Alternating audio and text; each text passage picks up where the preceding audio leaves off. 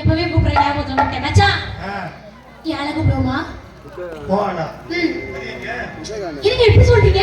தெரியலையே. 60 வயசு கிழவியா 10 ஆள் வச்சிட்டு இருக்கு. 16 வயசு பொம்பளை வச்சிருக்கீங்களே. நீ ஒரு 20 பேர் வச்சுக்க. நீ தான சொன்ன. நான் ஒரு ஆள் தான் வச்சுக்கிறேன். கூப்பிடலாமாங்க? கூப்பிடுமா? எங்க முன்னாடி இல்ல. எந்திரி முன்னாடி படுத்துறீங்க. தம்பி எந்திரிச்சு பாரு, அத்தாச்சியை பாரு, நாளைக்கு வாய்ப்பு கிடைக்காது பாத்துக்க. லலா லலா